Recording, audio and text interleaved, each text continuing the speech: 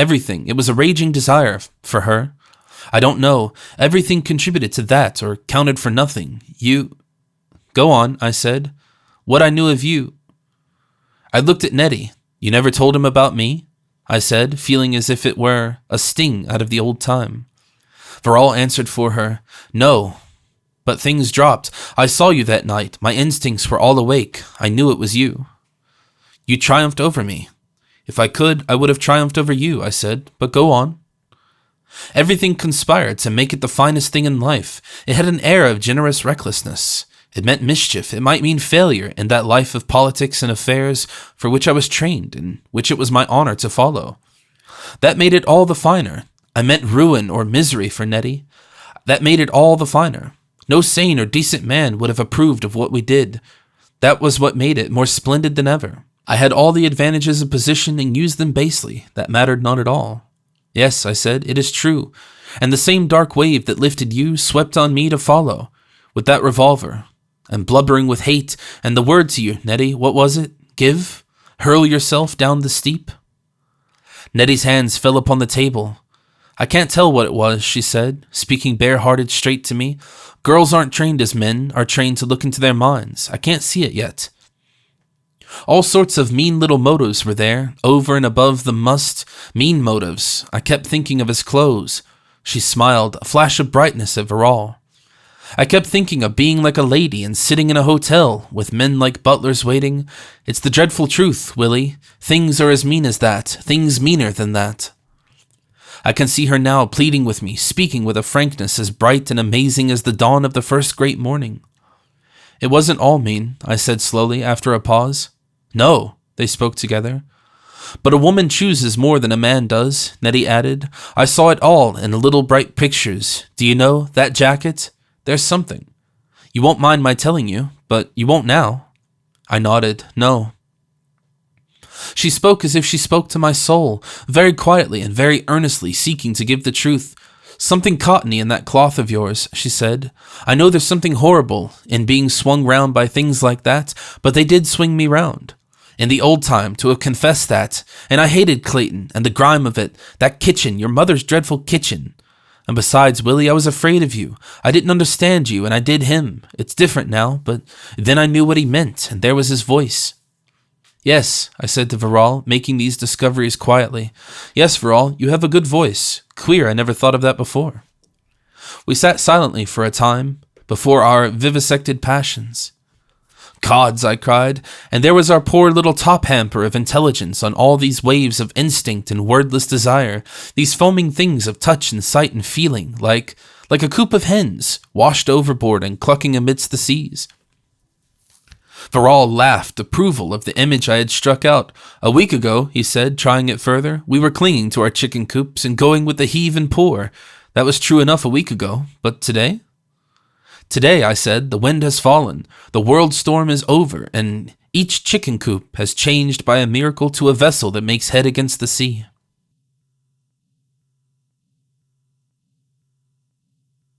Book 3, Chapter 1, Section 4. What are we to do? Asked Varall. Nettie drew a deep crimson carnation from the bowl before us and began very neatly and deliberately to turn down the sepals of its calyx and remove one by one its petals. I remember that went on through all our talk. She put those ragged crimson shreds in a long row and adjusted them and readjusted them. When at last I was alone with these vestiges, the pattern was still incomplete. Well, said I, the matter seems fairly simple. You two, I swallowed it, love one another. I paused. They answered me by silence, by a thoughtful silence. You belong to each other. I have thought it over and looked at it from many points of view. I happen to want impossible things. I behaved badly. I had no right to pursue you. I turned to Varall. You hold yourself bound to her? He nodded assent. No social influence, no fading out of all this generous clearness in the air, for that might happen, will change you back? He answered me with honest eyes meeting mine. No, Ledford, no. I did not know you, I said. I thought of you as something very different from this. I was, he interpolated. Now, I said, it is all changed. Then I halted, for my thread had slipped away from me. As for me, I went on and glanced at Nettie's downcast face, and then sat forward with my eyes upon the flowers between us. Since I am swayed and shall be swayed by an affection for Nettie, since that affection is rich with the seeds of desire, since to see her yours and wholly yours is not to be endured by me, I must turn about and go from you. You must avoid me and I you. We must divide the world like Jacob and Esau. I must direct myself with all the will I have to other things. After all, this passion is not life. It is perhaps for brutes and savages, but for men. No, we must part and I must forget. What else is there but that? I did not look up. I sat very tense with the red petals printing an indelible memory in my brain, but I felt the assent of Viral's pose. There were some moments of silence, then Nettie spoke. But, she said, and ceased. I waited for a little while. I sighed and leant back in my chair. It is perfectly simple, I smiled, now that we have cool heads. But is it simple? Asked Nettie, and slashed my discourse out of being. I looked at her and found her with her eyes on Viral. You see, she said, I like Willie. It's hard to say what one feels, but I don't want him to go away like that. But then, objected Viral, how? No, said Nettie, and swept her half-arranged carnation petals back into a heap of confusion. She began to arrange them very quickly into one long, straight line. It's so difficult. I've never before in all my life tried to get to the bottom of my mind. For one thing, I've not treated Willie properly. He counted on me. I know he did. I was his hope. I was a promised delight. Something to crown life. Something better than anything he ever had. And a secret pride. He lived upon me, I knew, when we two began to meet together, you and I. It was a sort of treachery to him. Treachery, I said. You were only feeling your way through all those perplexities. You thought it treachery. I don't now. I did. In a sense, I think so still, for you had need of me. I made a slight protest at this doctrine and fell thinking. And even when he was trying to kill us, she said to her lover, I fell for him, down at the bottom of my mind. I can understand all the horrible things, the humiliation he went through. Yes, I said, but I don't see. I'm only trying to see, but you know, Willie, you are a part of my life. I have known you longer than I have known Edward. I know you better. Indeed, I know you with all my heart. You think all your talk was thrown away upon me, that I never understood that side of you, or your ambitions, or anything. I did, more than I thought at the time. Now it is all clear to me. What I had to understanding you was something deeper than Edward brought me. I have it now. You're a part of my life, and I don't want to cut you off from me, now that I have comprehended it and throw it away. But you love Viral. Love is such a queer thing. Is there one love? I mean, only one love? She turned to Viral. I know I love you. I can speak about that now. Before this morning I couldn't have done. It's just as though my mind had got out of a scented prison. But what is it, this love for you? It's a mass of fancies, things about you, ways you look, ways you have. It's the senses and the senses of certain beauties. Flattery too, things you said, hopes and deceptions for myself. And all that had rolled up together and taken to itself the wild help of those deep emotions that slumbered in my body. It seemed everything, but it wasn't. How can I describe it? It was like having a very bright lamp with a thick shade. Everything else in the room was hidden, but you take off the shade and there they are. It is the same light, still there, only it lights everyone. Her voice ceased. For a while no one spoke, and Nettie with a quick movement swept the petals into the shape of a pyramid. Figures of speech always distract me, and it ran through my mind like some puzzling refrain. It is still the same light. No woman believes these things, she asserted abruptly. What things? No woman ever has believed them. You have to choose a man, said Viral, apprehending her before I did. We've brought up to that, we're told. It's in books and stories, and the way people look and the way they behave. One day there will come a man. He will be everything. No one else will be anything. Leave everything else. Live in him. And a man, too, is taught that of some woman, said Viral. Only men don't believe it. They have more obstinate minds. Men have never behaved as though they believed it. One need not to be old to know that. By nature they don't believe it, but a woman believes nothing by nature. She goes into a mold, hiding her secret thoughts almost from herself. She used to, I said. You haven't, said Viral, anyhow. I've come out. It's this Comet and Willie. And because I never really believed in the mold at all, even if I thought I did, it's stupid to send Willie off, shamed, cast out, never to see him again when I like him as much as I do. It is cruel, it is wicked and ugly to prance over him as if he was a defeated enemy, and pretend I'm just going to be happy just the same. There's no sense in a rule of life that prescribes that. It's selfish. It's brutish. It's something that has no sense. There was a sob in her voice. Willie, I won't. I sat lowering. I mused with my eyes upon her quick fingers. It is brutish, I said at last, with a careful, unemotional deliberation. Nevertheless, it is the nature of things.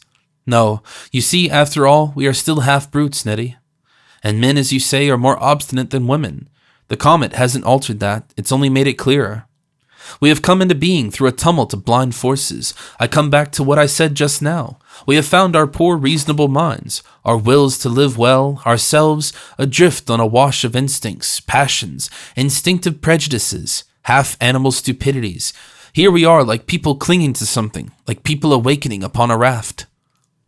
We come back at last to my question, said Verrall softly. What are we to do? Part, I said. You see, Nettie, these bodies of ours are not the bodies of angels. They are the same bodies. I have read somewhere that in our bodies you can find evidence of the lowliest ancestry, that about our inward ears, I think it is, and about our teeth, there remains still something of the fish, that there are bones that recall little, what is it? Marsupial forebears, and 100 traces of the ape. Even your beautiful body, Nettie, carries this taint. No, hear me out. I leant forward earnestly. Our emotions, our passions, our desires, the substance of them, like the substance of our bodies, is an animal, a competing thing, as well as a desiring thing. You speak to us now of mind to minds. One can do when one has had exercise and when one has eaten, when one is not doing anything. But when one turns to live, one turns again to matter. Yes, said Nettie, slowly following me, but you control it. Only through a measure of obedience. There is no magic in the business to conquer matter. We must divide the enemy and take matter as an ally. Nowadays it is indeed true. By faith a man can remove mountains. He can say to a mountain, Be thou removed, and thou cast into the sea. But he does it because he helps and trusts his brother men, because he has the wit and patience and courage to win over his side iron, steel, obedience, dynamite, cranes, trucks, the money of other people. To conquer my desire for you, I must not perpetually thwart it by your presence. I must go away so that I may not see you. I must take up other interests, thrust myself into struggles and discussions. And forget, said Nettie. Not forget, I said, but anyhow cease to brood upon you. She hung on that for some moments. No, she said, demolished her last pattern, and looked up at Verrall as he stirred. Verrall leant forward on the table, elbows upon it, and the fingers of his 2 hands intertwined. You know, he said, I haven't thought much of these things. At school and the university, one doesn't. It was part of the system to prevent it. They'll alter all that, no doubt. We seem, he thought, to be skating about over questions that no one came at last in Greek, with variorum readings and Plato, but which it never occurred to anyone to translate out of a dead language into living realities. He halted and answered some unspoken question from his own mind with, No, I think with Ledford, Nettie, that, as he put it, it is in the nature of things for men to be exclusive.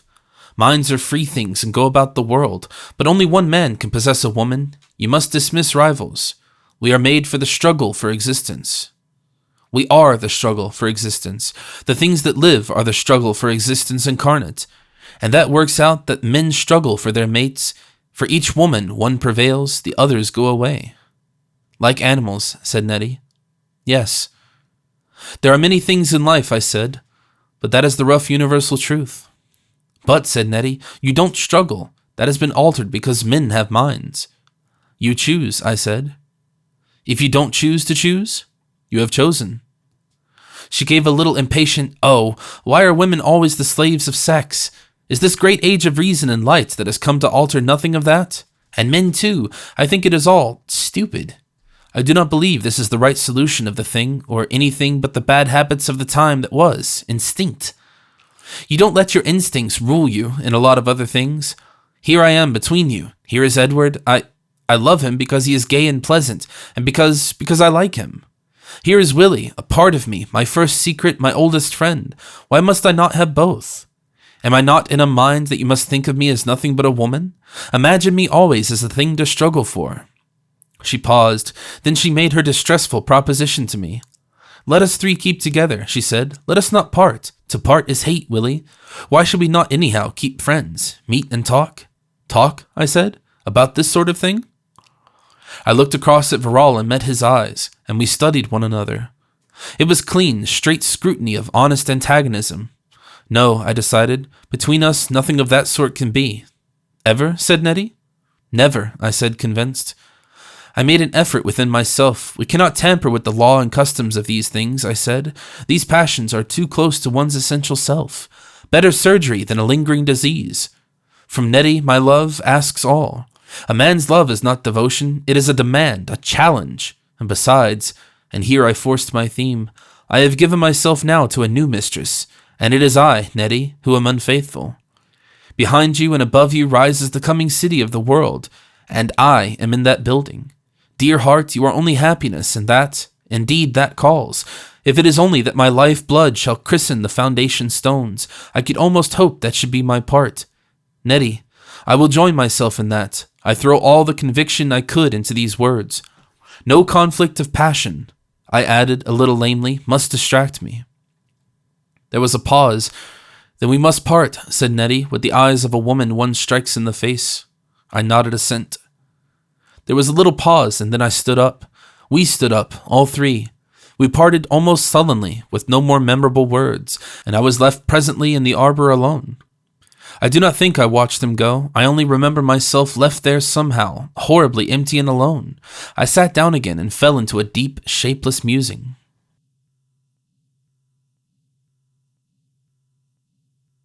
Book 3, Chapter 1, Section 5. Suddenly I looked up. Nettie had come back and stood looking down at me. Since we talked and I have been thinking, she said, Edward has let me come to you alone, and I feel perhaps I can talk better to you alone. I said nothing, and that embarrassed her. I don't think we ought to part, she said. No, I don't think we ought to part, she repeated. One lives, she said, in different ways. I wonder if you will understand what I am saying, Willie. It is hard to say what I feel, but I want it said. If we are to part forever, I want it said, very plainly. Always before, I have had the woman's instinct and the woman's training which makes one hide. But Edward is not all of me. Think of what I'm saying. Edward is not all of me. I wish I could tell you better how I see it. I am not all of myself. You at any rate are a part of me, and I cannot bear to leave you. And I cannot see why I should leave you.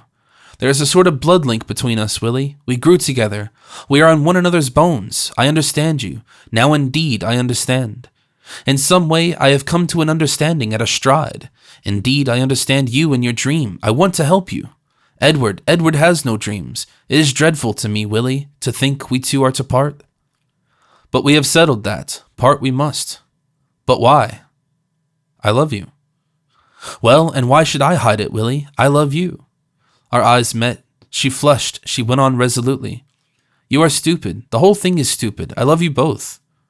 I said, You do not understand what you say. No. You mean that I must go? Yes, go. For a moment we looked at one another, mute, as though deep down in the unfathomable darkness below the surface and present reality of things dumb meaning strove to be. She made to speak and desisted. But must I go? She said at last, with quivering lips, and tears in her eyes were stars. Then she began, Willie. Go, I interrupted her. Yes. Then again we were still. She stood there, a tearful figure of pity, longing for me, pitying me. Something of that wider love that will carry our descendants out at last of all the limits, the hard, clear obligations of our personal life, moved us, like the first breath of a coming wind out of heaven that stirs and passes away. I had an impulse to take her hand and kiss it, and then a trembling came to me, and I knew that if I touched her, my strength would all pass from me. And so, standing at a distance, one from the other, we parted, and Nettie went, reluctant and looking back, with the man she had chosen, to the lot she had chosen, out of my life, like the sunlight out of my life. Then you know, I suppose, I folded up this newspaper and put it in my pocket, but my memory of that meeting ends with the face of Nettie turning to go.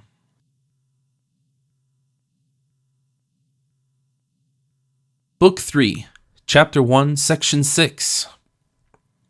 I remember all that very distinctly to this day. I could almost vouch for the words I have put into our several mouths. Then comes a blank. I have a dim memory of being back in the house near the links in the bustle of Melmount's departure, of finding Parker's energy distasteful, and of going away down the road with a strong desire to say goodbye to Melmount alone. Perhaps I was already doubting my decision to part forever from Nettie, for I think I had it in mind to tell him all that had been said and done. I don't think I had a word with him or anything but a hurried hand clasp.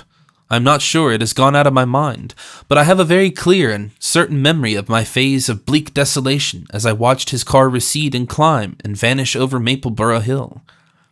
And that I got there my first full and definite intimation that, after all, this great change and my new wide aims in life were not to mean indiscriminate happiness for me.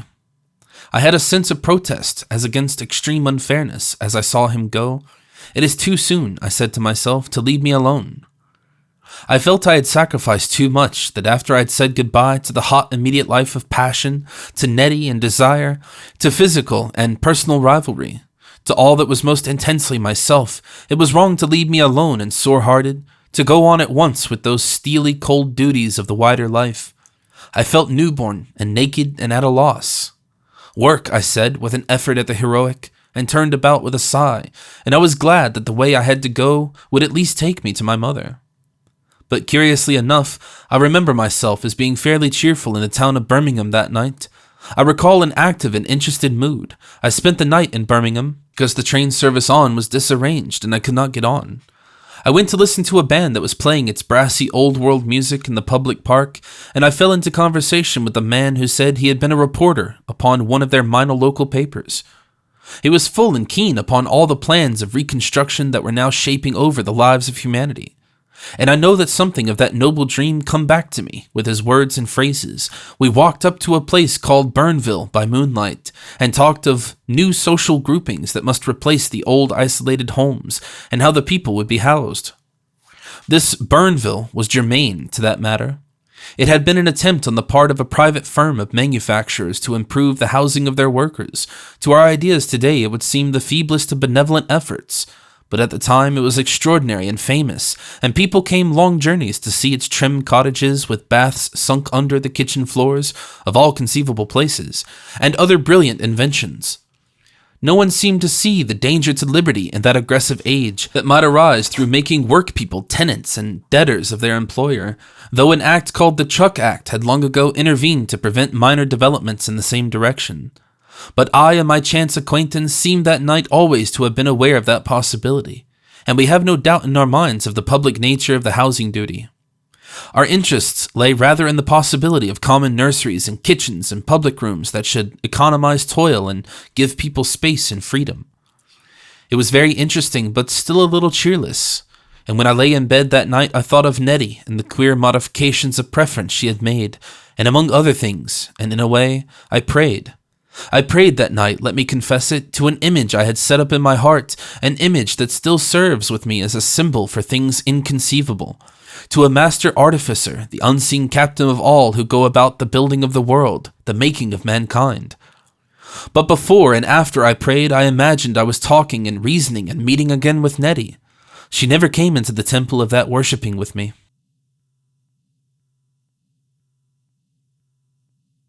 Book 3. Chapter 2. My Mother's Last Days. Section 1. Next day I came home to Clayton.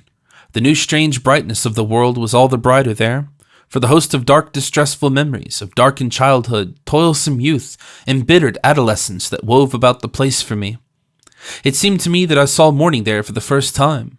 No chimneys smoked that day, no furnaces were burning, the people were busy with other things. The strong, clear sun, the sparkle in the dustless air, made a strange gaiety in the narrow streets. I passed a number of smiling people coming home from public breakfasts that were given in the town hall until better things could be arranged, and happened on Parload among them. "You were right about that comet," I sang out at the sight of him, and he came toward me and clasped my hand. "What are people doing here?" said I.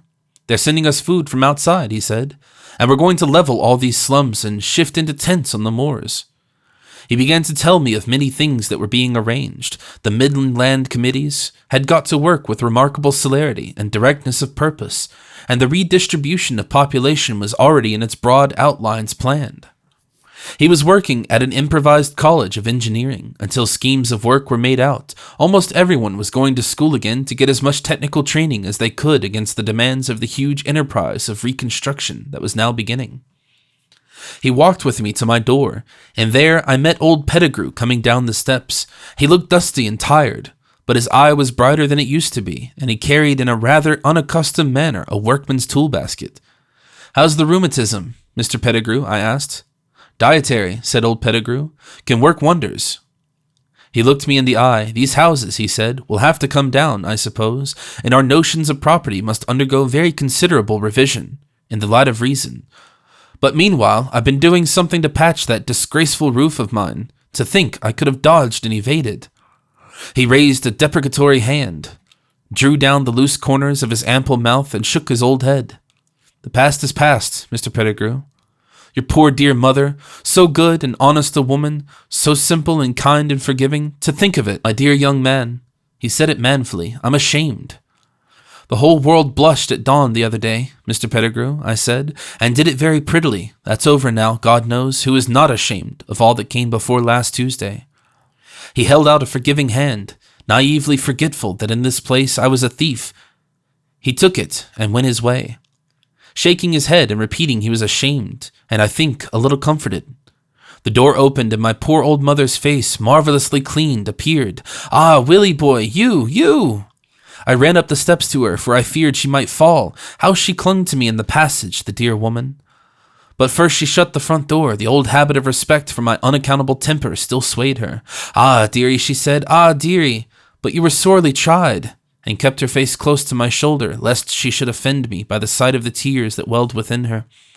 She made a sort of gulping noise and was quiet for a while, holding me very tightly with her heart, with her worn, long hands. She thanked me presently for my telegram, and I put my arm about her and drew her into the living room. "It's all well with me, mother dear," I said, "and the dark times are over, are done with forever, mother." Whereupon she had courage and gave way and sobbed aloud, none chiding her. She had not let me know she could still weep for 5 grimy years.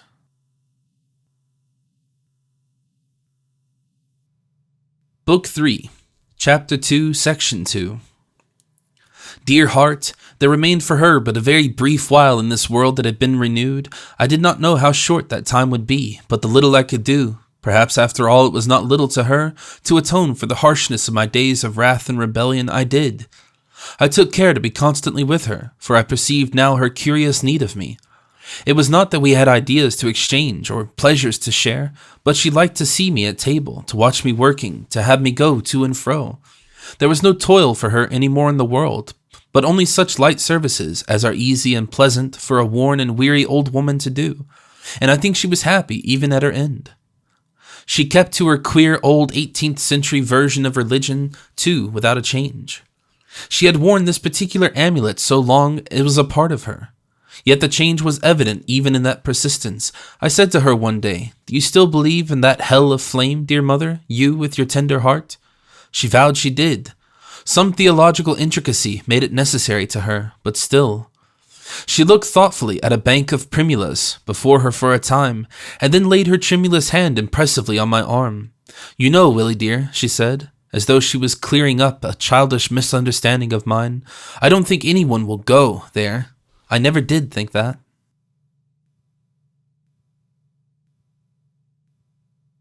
Book 3, Chapter 2, Section 3. That talk stands out in my memory because of that agreeable theological decision of hers, but it was only one of a great number of talks. It used to be pleasant in the afternoon, after the day's work was done and before one went on with the evening's study. How odd it would have seemed in the old time for a young man of the industrial class to be doing postgraduate work in sociology, and how much a matter of course it seems now, to walk out into the gardens of the Lowchester house and smoke a cigarette or so, and let her talk ramblingly of the things that interested her.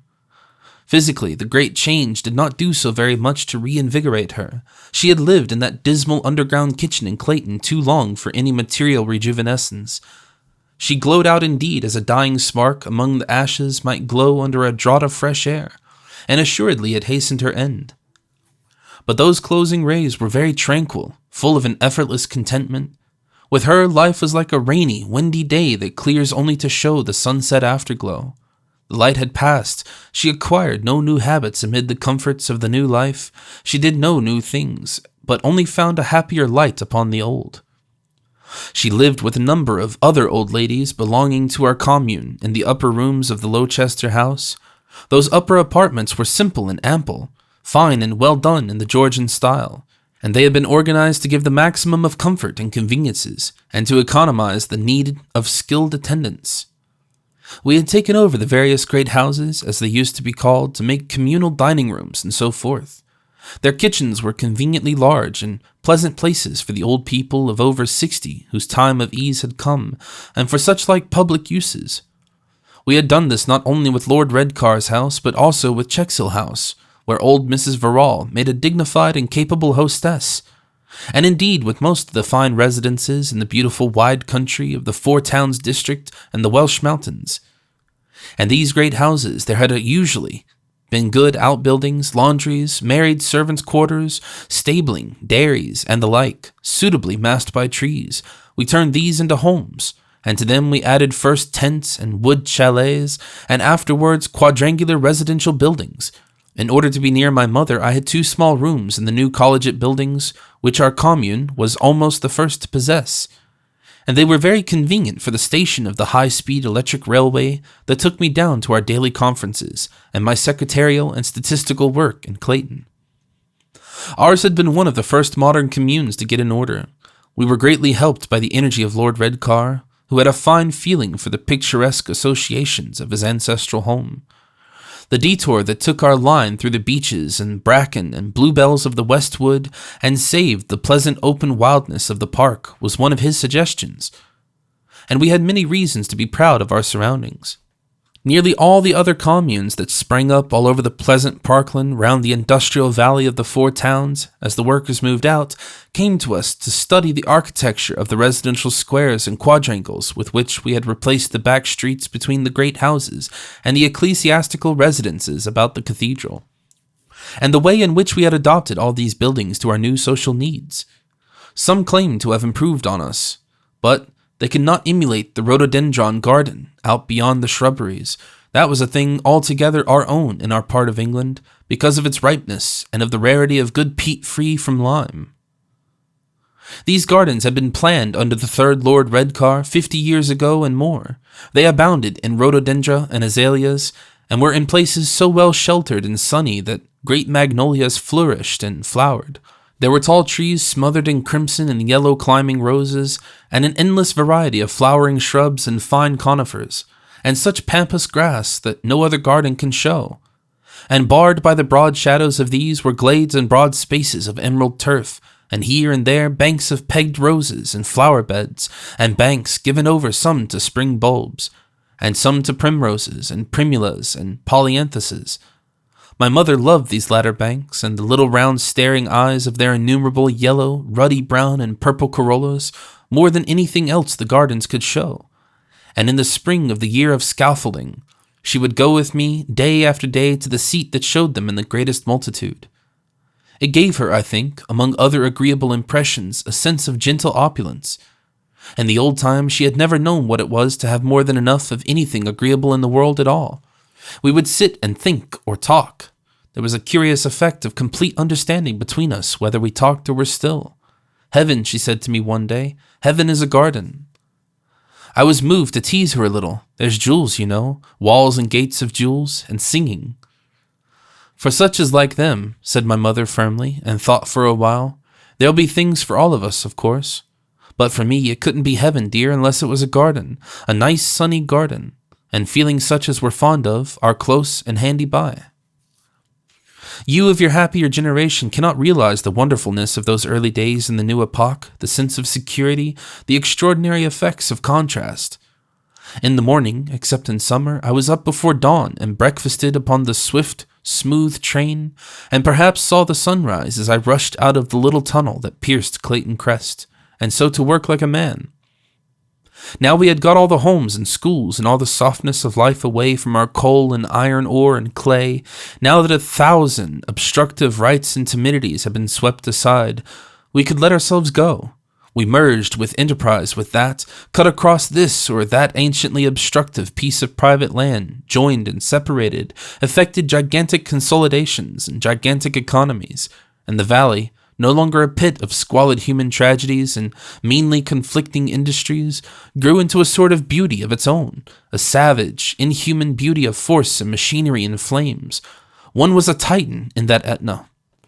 Then back one came at midday to bathe and change in the train, and so to the leisurely gossiping lunch in the club dining room in Lowchester House, and the refreshment of these green and sunlit afternoon tranquillities. Sometimes, in her profounder moments, my mother doubted whether all this last phase of her life was not a dream. A dream, I used to say, a dream indeed, but a dream that is one step nearer awakening than that nightmare of the former days.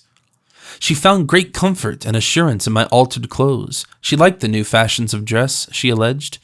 It was not simply altered clothes. I did grow 2 inches, broaden some inches round my chest, and increase in weight 3 stones before I was 23. I wore a soft brown cloth, and she would caress my sleeve and admire it greatly. She had the woman's sense of texture very strong in her. Sometimes she would muse upon the past, rubbing together her poor rough hands. They never got softened, one over the other. She told me how much I had not heard about my father and her own early life.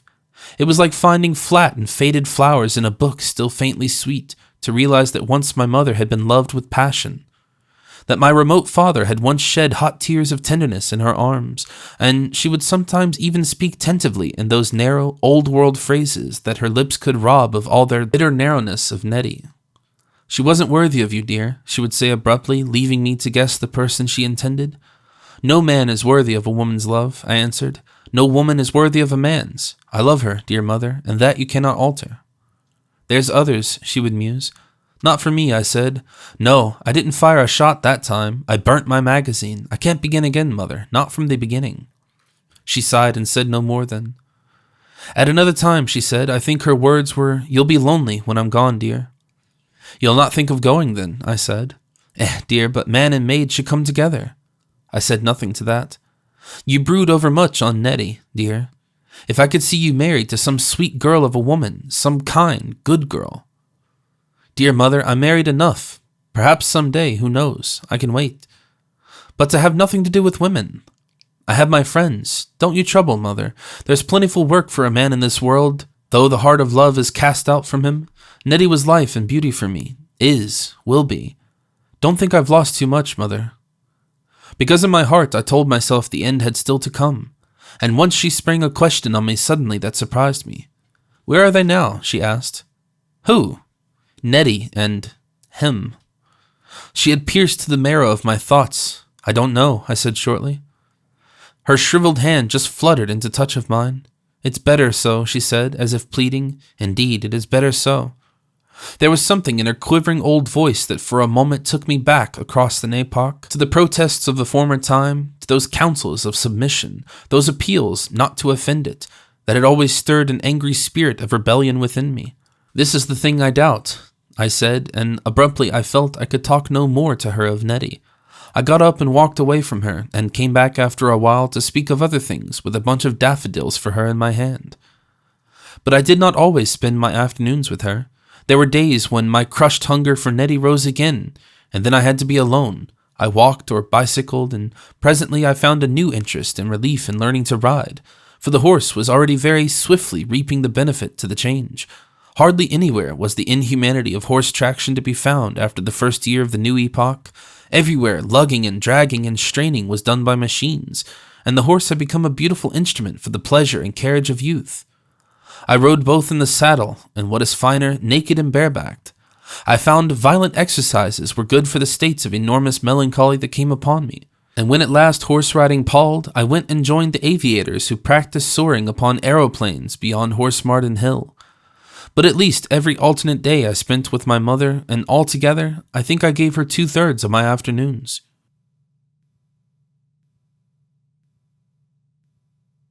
Book 3, Chapter 2, Section 4.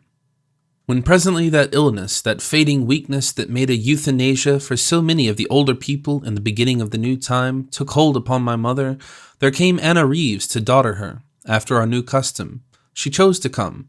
She was already known to us a little from chance meetings and chance services she had done my mother in the garden. She sought to give her help. She seemed just then one of those plainly good girls the world at its worst has ever failed to produce, who were indeed in the dark old times the hidden antiseptic of all our hustling, hating, faithless lives. They made their secret voiceless worship. They did their steadfast, uninspired, unthanked, unselfish work as helpful daughters, as nurses, as faithful servants, as the humble providences of homes. She was almost exactly 3 years older than I. At first I found no beauty in her. She was short but rather sturdy and ruddy, with red-tinged hair and fair hairy brows and red-brown eyes. But her freckled hands, I found, were full of apt help. Her voice carried good cheer. At first she was no more than a blue-clad, white-aproned benevolence that moved in the shadows behind the bed on which my old mother lay and sank restfully to death. She would come forward to anticipate some little need, to proffer some simple comfort, and always then my mother smiled on her. In a little while I discovered the beauty of that helpful poise of her woman's body. I discovered the grace of untiring goodness, the sweetness of a tender pity, and the great riches of her voice, of her few reassuring words and phrases.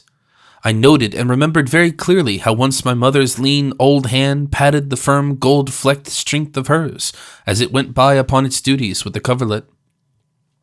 "She's a good girl to me," said my mother one day. "A good girl, like a daughter should be. I never had a daughter, really." Mused peacefully for a space. "Your little sister died," she said. I had never heard of that little sister. "November the 10th, said my mother. 29 months and 3 days. I cried. That was before you came, dear, so long ago, and I can see it now. I was a young wife then, and your father was very kind, but I can see its hands, its dear little quiet hands. Dear, they say that now. Now they will not let the little children die." "No, dear mother," I said, "we shall do better now. The club doctor could not come. Your father went twice. There was someone else, someone who paid. So your father went on into swathing Leah, and that man wouldn't come unless he had his fee. And your father had changed his clothes to look more respectful, and he hadn't any money, not even his tram fare home.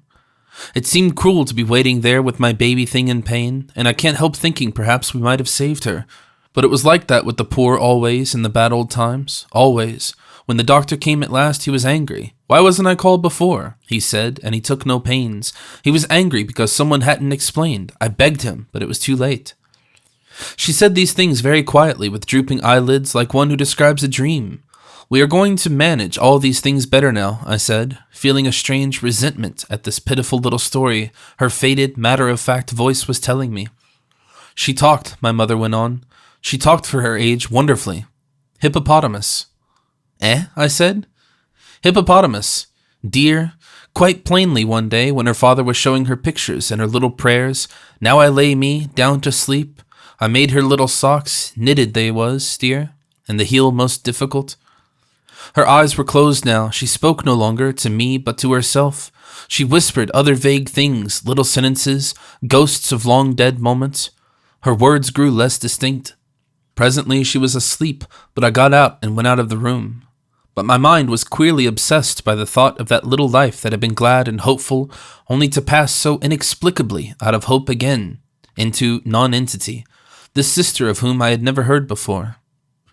And presently I was in a black rage at all the irrecoverable sorrows of the past, of that great ocean of avoidable suffering of which this was but one luminous and quivering red drop.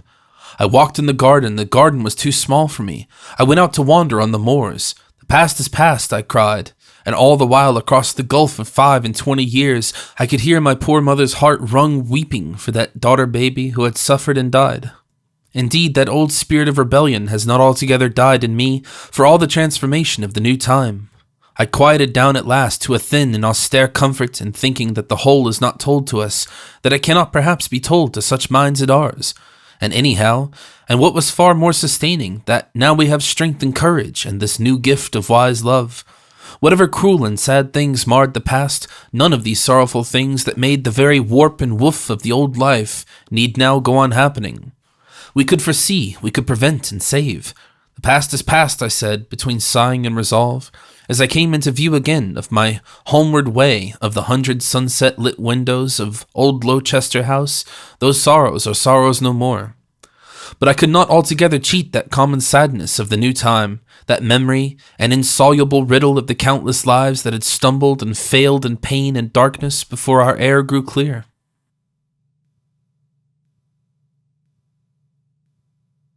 Book 3, Chapter 3, Beltane and New Year's Eve. Section 1. In the end, my mother died rather suddenly, and her death came as a shock to me. Diagnosis was still very inadequate at the time. The doctors were, of course, fully alive to the incredible defects of their common training and were doing all they could to supply its deficiencies, but they were still extraordinarily ignorant. Some unintelligently observed factor of her illness came into play with her, and she became feverish and sank and died very quickly. I do not know what remedial measures were attempted. I hardly knew what was happening until the whole thing was over. At that time my attention was much engaged by the stir of the great Beltane festival that was held on May Day in the year of scaffolding. It was the first of the 10 great rubbish burnings that opened the new age. Young people nowadays can scarcely hope to imagine the enormous quantities of pure litter and useless accumulation with which we had to deal. Had we not set aside a special day and season, the whole world would have now been an incessant reek of small fires, and it was, I think, a happy idea to revive this ancient festival of the May and November burnings. It was inevitable that the old idea of purification should revive with the name. It was felt to be a burning of other than material encumbrances, innumerable quasi-spiritual things, deeds, documents, debts, vindictive records went up on those great flares. People passed praying between the fires, and it was a fine symbol of the new and wiser tolerance that had come to men.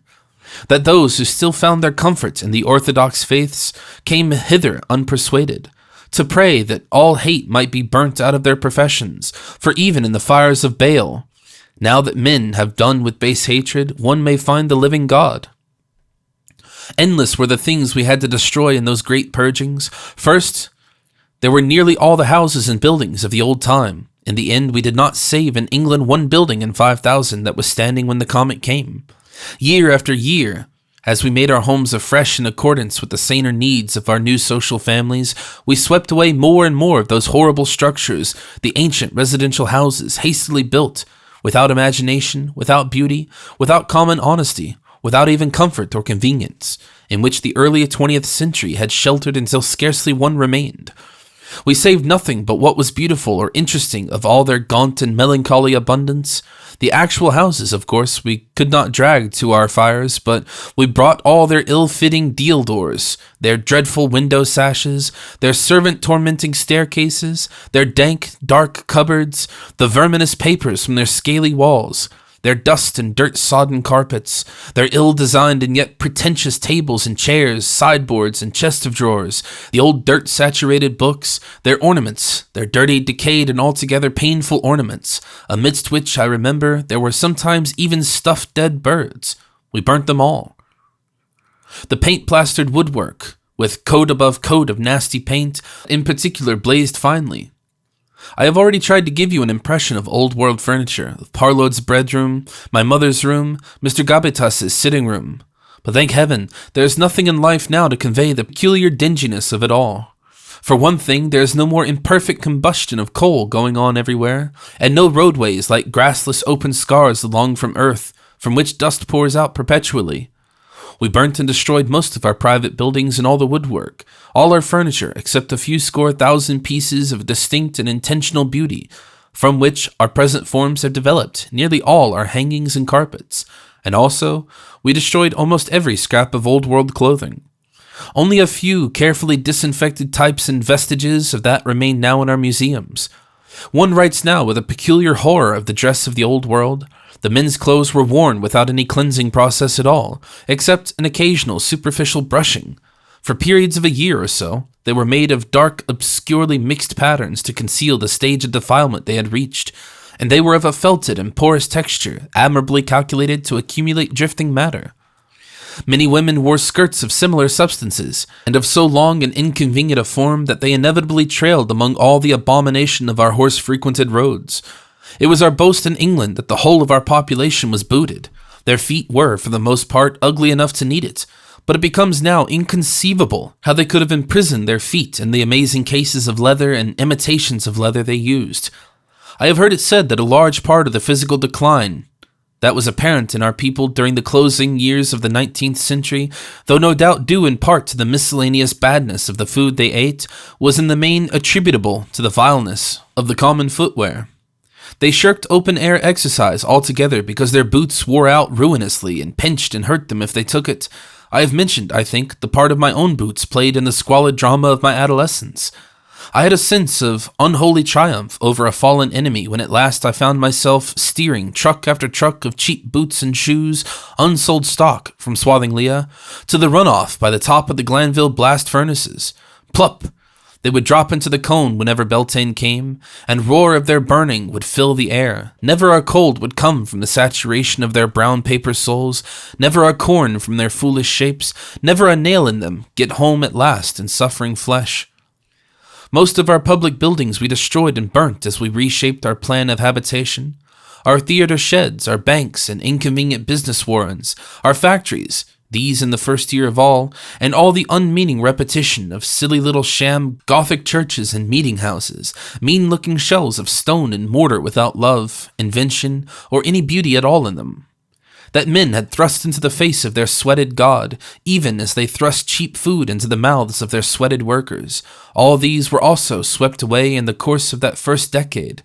Then we had the whole of the superseded steam railway system to scrap and get rid of, stations, signals, fences, rolling stock, a plant of ill-planned, smoke-distributing nuisance apparatus that would under former conditions have maintained an offensive dwindling obstructive life for perhaps half a century.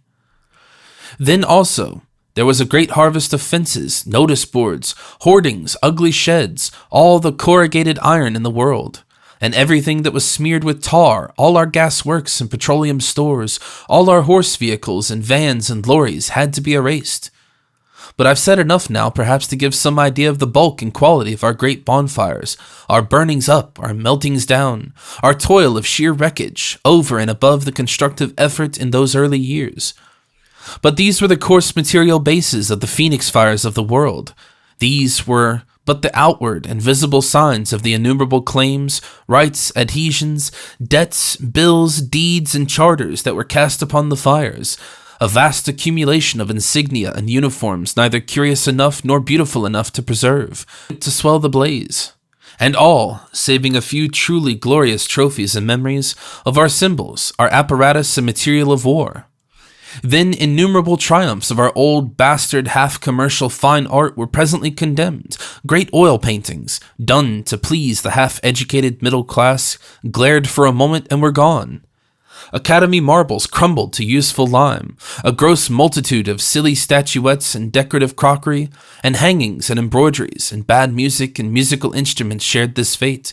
And books, countless books too, and bales of newspapers were also to these pyres. From the private houses in Swathinglea alone, which I had deemed perhaps not unjustly altogether illiterate, we gathered a whole dust-cart full of cheap, ill-printed editions of the minor English classics, for the most part very dull stuff indeed, and still clean, and about a truckload of thumbed and dog-eared penny fiction, watery base stuff, the dropsy of our nation's mind. And it seemed to me that when we gathered these books and papers together, we gathered together more than print and paper. We gathered warped and crippled ideas and contagious base suggestions, the formulae of dull tolerances and stupid impatiences, the mean defensive ingenuities of sluggish habits of thinking, timid and indolent evasions. There was more than a touch of malignant satisfaction to me in helping gather it all together. I was so busy, I say, with my share in this dustman's work that I did not notice, as I should otherwise have done, the little indications of change in my mother's state. Indeed, I thought her a little stronger. She was slightly flushed, slightly more talkative. On Beltane Eve, and our Lowchester rummage being finished, I went along the valley to the far end of Swathinglea to help sort the stock of the detached group of pot banks there. Their chief output had been mantel ornaments in imitation of marble, and there was very little sorting, I found, to be done. And there it was Nurse Anna found me at last by telephone and told me my mother had died in the morning suddenly and very shortly after my departure. For a while I did not seem to believe it. This obviously imminent event stunned me when it came, as though I had never had an anticipatory moment. For a while I went on working, and then almost apathetically, in a mood of half-reluctant curiosity, I started for Lowchester. And when I got there, the last offices were over, and I was shown my mother's peaceful white face, very still, but a little cold and stern to me, a little unfamiliar, lying among white flowers. I went in alone to her, into that quiet room, and stood for a long time by her bedside. I sat down then and thought. Then at last, strangely hushed, and with the deeps of my loneliness opening beneath me, I came out of that room and down into the world again, a bright-eyed, active world, very noisy, happy, and busy with its last preparations for the mighty cremation of past and superseded things.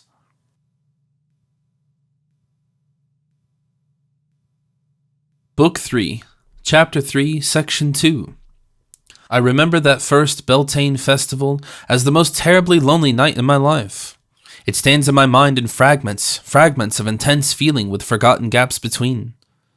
I recall very distinctly being upon the great staircase of Lowchester House, though I don't remember getting there from the room in which my mother lay, and how upon the landing I met Anna ascending as I came down, but she had just heard of my return, and she was hurrying upstairs to me.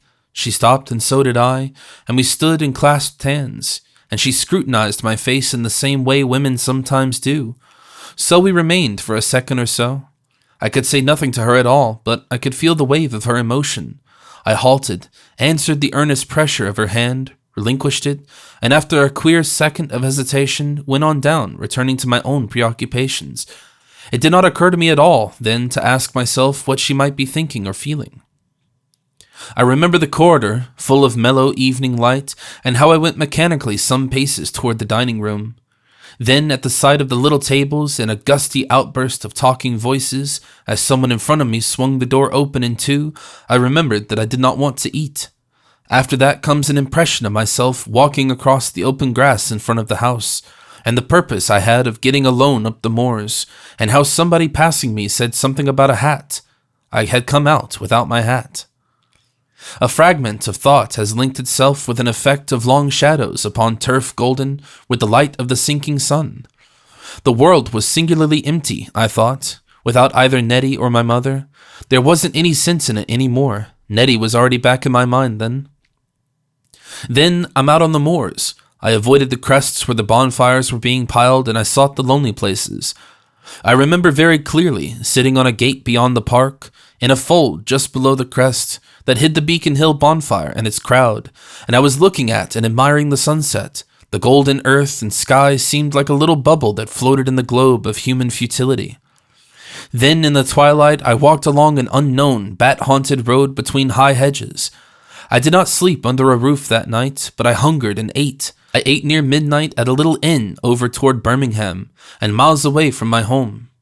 Instinctively, I had avoided the crests where the bonfire crowds gathered, and here there were many people, and I had to share a table with a man who had some useless mortgage deeds to burn.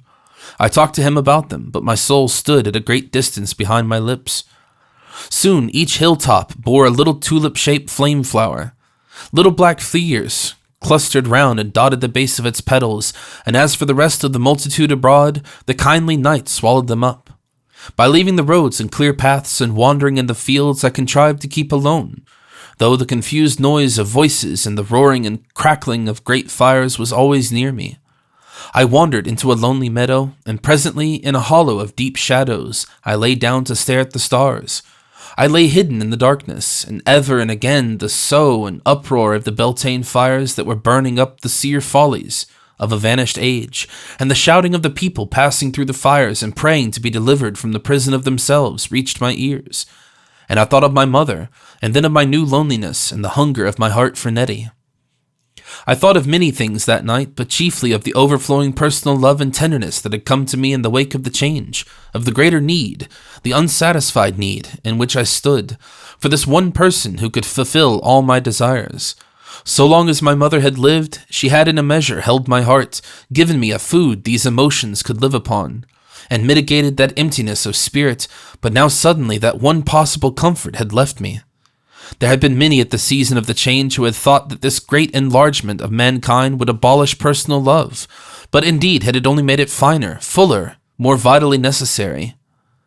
They had thought that seeing men now were all full of the joyful passion to make and do, and glad and loving and of willing service to all their fellows, there would be no need of the one intimate, trusting communion that had been the finest thing of the former life.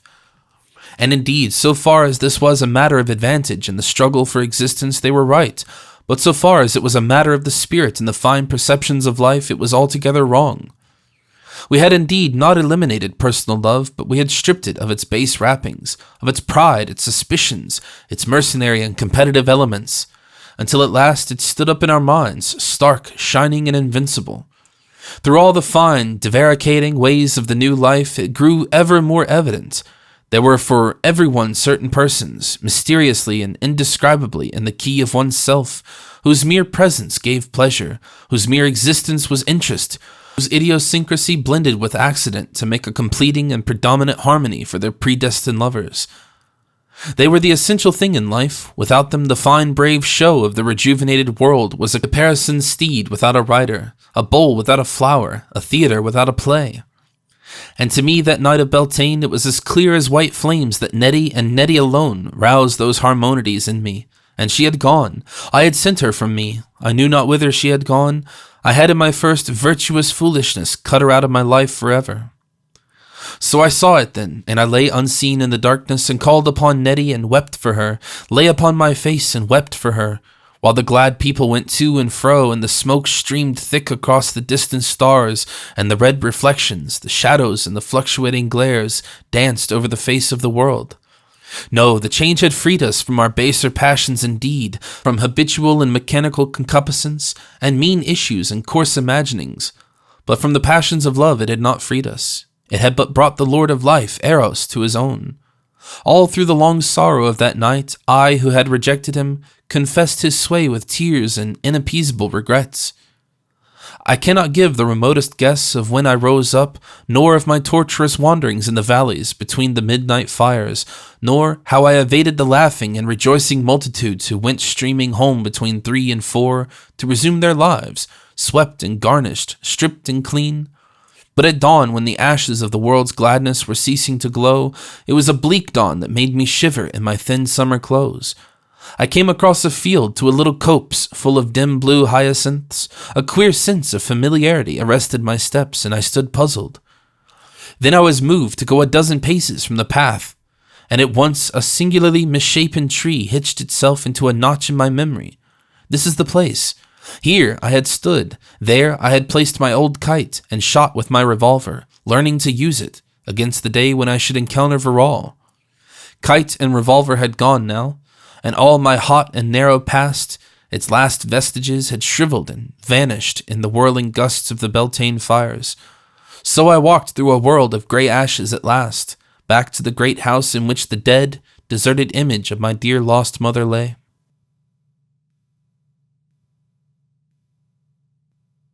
Book 3, Chapter 3, Section 3. I came back to Lowchester House very tired, very wretched, exhausted by my fruitless longing for Nettie. I had no thought of what lay before me. A miserable attraction drew me into the great house to look again on the stillness that had been my mother's face, and as I came into that room, Anna, who had been sitting by the open window, rose to meet me. She had the air of one who waits. She, too, was pale with watching.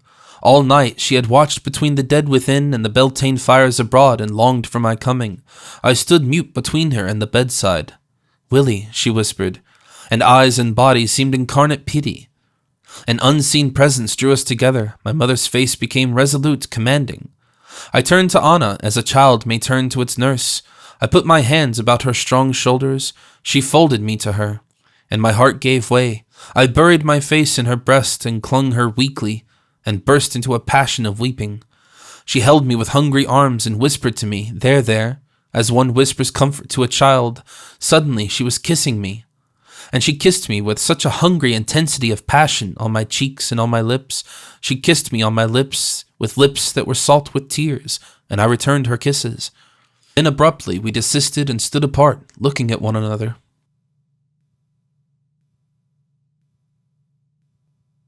Book 3, Chapter 3, Section 4. It seems to me as if the intense memory of Nettie vanished utterly out of my mind at the touch of Anna's lips. I loved Anna. We went to the council of our group, communed it, as it was then called, and she was given me in marriage, and within a year she had borne me a son. We saw much of one another, and talked ourselves very close together. My faithful friend she became and has always been, and for a time we were passionate lovers.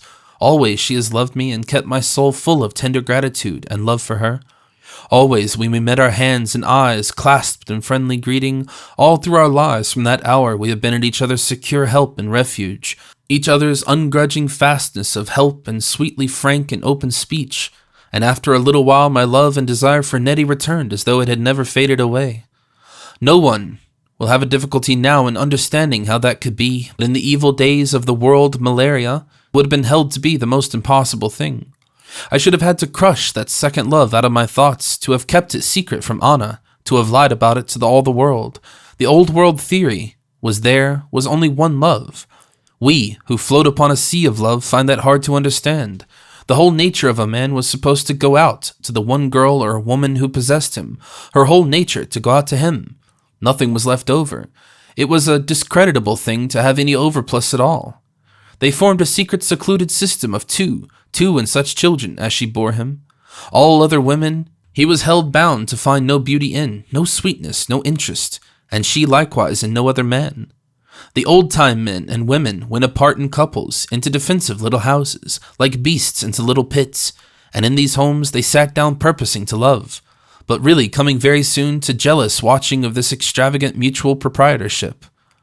All freshness passed very speedily out of their love, out of their conversation, all pride out of their common life. To permit each other freedom was blank dishonor. That I and Anna should love, and after our love journey together, go about our separate lives and dine at the public tables until the advent of her motherhood, would have seemed a terrible strain upon our unmitigatable loyalty. And that I should have it in me to go on loving Nettie, who loved in different manner both Verrall and me, would have outraged the very quintessence of the old convention. In the old days, love was a cruel proprietary thing, but now Anna could let Nettie live in the world of my mind as freely as a rose will suffer the presence of white lilies. If I could hear notes that were not in her compass, she was glad, because she loved me, that I should listen to other music than hers. And she too could see the beauty of Nettie. Life is so rich and generous now, giving friendship and 1,000 tender interests and helps and comforts, that no one stints another of the full realization of all possibilities of beauty. For me, from the beginning, Nettie was the figure of beauty, the shape and color of the divine principle that lights the world. For everyone, there are certain types, certain faces and forms, gestures, voices, and intonations that have that inexplicable, unanalyzable quality. These come through the crowd of kindly, friendly fellow men and women, one's own. These touch one mysteriously, stir deeps that must otherwise slumber, pierce and interpret the world. To refuse this interpretation is to refuse the sun, to darken and deaden all life. I loved Nettie. I loved all who were like her, in the measure that they were like her, in voice or eyes or form or smile, and between my wife and me there was no bitterness that the great goddess, the life-giver Aphrodite, queen of the living seas, came to my imagination so. It qualified our mutual love not at all, since now in our changed world love is unstinted. It is a golden net about our globe that knits all humanity together. I thought of Nettie much, and always movingly beautiful things restored me to her, all fine music, all pure, deep color, all tender and solemn things. The stars were hers, and the mystery of moonlight, the sun she wore in her hair, powdered finely, beaten into gleams and threads of sunlight in the wisps and strands of her hair. Then suddenly, one day, a letter came to me from her, in her unaltered, clear handwriting, but in a new language of expression, telling me many things. She had learnt of my mother's death, and the thought of me had grown so strong as to pierce the silence I had imposed on her. We wrote to one another like common friends, with a certain restraint between us at first, and with a great longing to see her once more arising in my heart. For a time I felt that hunger unexpressed, and then I was moved to tell it to her. And so on New Year's Day in the year 4, she came to Lowchester and me. How I remember that coming, across the gulf of 50 years, I went out across the park to meet her, so that we should meet alone. The windless morning was clear and cold, the ground new carpeted with snow, and all the trees motionless lace and glitter of frosty crystals. The rising sun had touched the white with a spirit of gold, and my heart beat and sang within me. I remember now the snowy shoulder of the down, sunlit against the bright blue sky, and presently I saw the woman I loved coming through the white still trees. I had made a goddess of Nettie, and behold, she was a fellow creature. She came, warm-wrapped and tremulous, to me with a tender promise of tears in her eyes, with her hands outstretched and that dear smile quivering upon her lips. She stepped out of the dream I had made of her, a thing of needs and regrets and human kindliness. Her hands, as I took them, were a little cold. The goddess shone through her indeed, glowed in all her body. It was a worshipful temple of love for me, yes, but I could feel, like a thing new discovered, the textures and sinews of her living, her dear personal and mortal hands.